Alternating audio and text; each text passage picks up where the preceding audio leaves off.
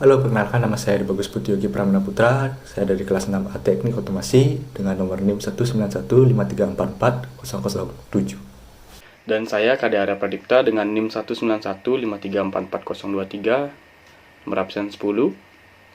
Jadi konsep kali ini kami yaitu IoT, yang dimana sistem itu sistem smart home. Jika ingin tahu lebih lanjut, bisa simak video berikut. Oke, selanjutnya di sini ada komponen yang digunakan.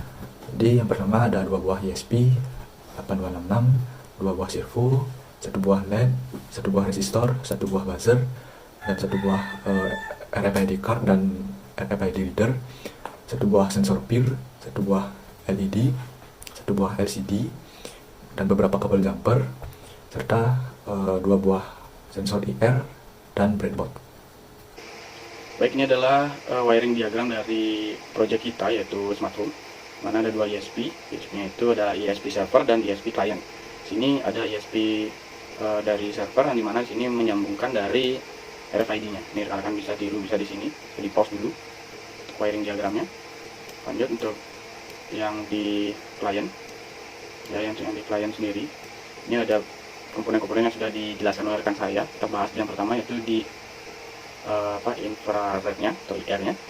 Sisi dan ground kita masukkan ke 3,3 volt. Nah, untuk outnya sendiri mereka berdua itu berbeda, yang satu masuk ke D4 dan satunya lagi masuk ke D5. Lanjut di sini ada servo, ada 2 servo karena ada pintu masuk dan pintu keluar.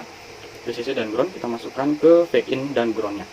Kenapa V-in? Agar tegangannya lebih besar sehingga servonya bisa bergerak lebih kencang juga. Nah, untuk outnya sendiri ini masuk ke D0 dan D3. Nah, di sini ada LCD, DCC dan ground kita masukkan ke 5 V-in juga supaya lebih terang. Dan kalau misalkan kita masukkan ke 3,3 maka redup cahaya dari ininya LCD-nya. Lalu SDA kita masukkan ke D2 serta SCL kita masukkan ke D1. Lanjut di sini ada sensor peer. Sensor peer untuk DCC dan ground masukkan saja ke 3 volt, itu masih bisa hidup. Serta ini masuk ke ground tetap, outnya kita masukkan ke D7. Lalu di sini ada buzzer dan LED yang disambung secara paralel. Nanti ketika buzzer hidup maka LED juga langsung hidup. Itu dari sumber kita ambil ke sini D6 ya, D6 kita masukkan, serta ini groundnya tetap di ground, kita di paralel seperti ini, memakai resistor karena kita memakai LED. Lalu untuk lampunya sendiri itu dikontrol mengambil sumber di D8 ya, D8 masuk ke lampu dan ground tetap di ground. Seperti itu untuk wiring diagram dari smart home kami. Kita lanjutkan ke codingannya. Oke, jadi selanjutnya di sini ada 2 kode program yang telah kami buat. Yang pertama ada client dan yang kedua ada server. Jadi konsepnya pada masing-masing ESP akan diberikan kode program itu sendiri, client ke ESP client dan server ke ESP servernya.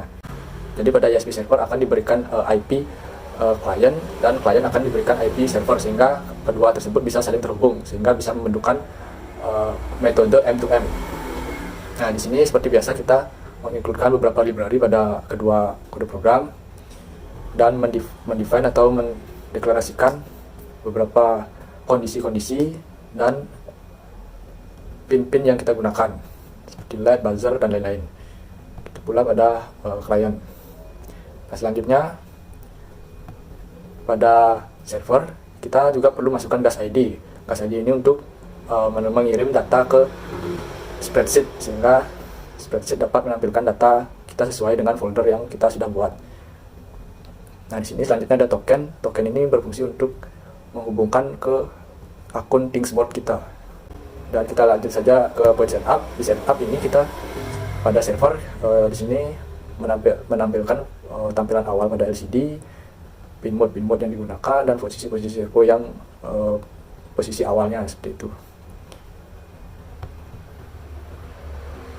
Lalu pada point loop yang selanjutnya ada void loop. Di sini pada client void loop kita berikan kode program logika untuk mengirim atau membaca RFID card.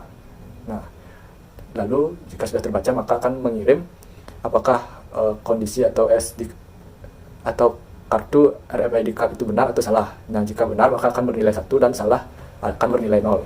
Nah, 1 dan 0 itu akan dikirim melalui send command ini, sehingga dari send command ini kita ketikkan client print tag dan client print status servo, artinya status apakah tag itu benar atau salah, sehingga akan diterima ke ESP server seperti itu. Nah, di sini seperti biasa pada void loop server kita masukkan kode program logika perhitungan visitor dan logika apakah servo membuka atau menutup, serta tampilan LCD itu sendiri. Seperti itu. Di sini juga ada logika apakah lampu menyala atau padam sesuai dengan visitor yang ada di dalamnya. Nah, di sini adalah klien read stringnya, artinya di sini akan menerima data dari klien. Jadi kita akan menerima dua buah data, yaitu nomor tag dan status tag, apakah benar atau salah, sehingga kita bisa memanfaatkan itu sebagai kondisi apakah kartu benar atau salah. Jika salah maka buzzer akan berbunyi 2 kali, dan jika salah 3 kali akan berbunyi 8 kali, seperti itu di sini. Nah, di sini untuk meng-send data, di sini ada void send data, berfungsi untuk memasukkan nilai ke spreadsheet, seperti perhitungan jumlah orang yang in dan jumlah orang out, visitor dan status lampu dan lain-lain, seperti itu. Nah, di sini selanjutnya di sini ada thingsboard atau tb.sendTelemetryFloat, artinya kita akan mengirim data ke thingsboard itu sendiri yang kita udah masukkan tokennya. Itu sesuai dengan hitung 1, hitung 2 visitor, artinya in, out, dan visitor saat ini, seperti itu. Oke, jadi di sini adalah alat yang sudah jadi. Jadi konsepnya yakni jika kartu RFID dilekatkan di RFID reader, maka servo in atau pintu masuk akan terbuka, dan jika ada orang lewat atau sensor IR in terdeteksi, maka servo akan menutup, lalu counter akan bertambah visitornya 1, dan lampu otomatis menyala. Ketika sensor IR out mendeteksi, maka servo pintu keluar akan terbuka dengan delay beberapa detik, lalu menutup, dan visitor akan berkurang 1.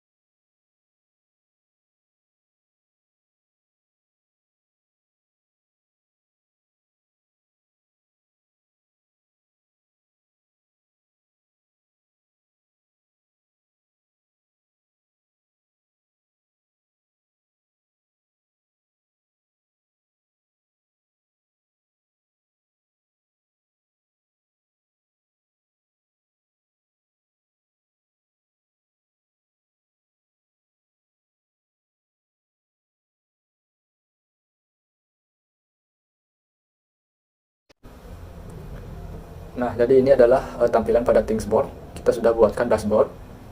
Nah, di sini ada visitor berwarna biru, output berwarna hijau, dan input berwarna merah. Di sini ada hijau bernilai 2 atau 2 visitor, dan input bernilai 2 visitor.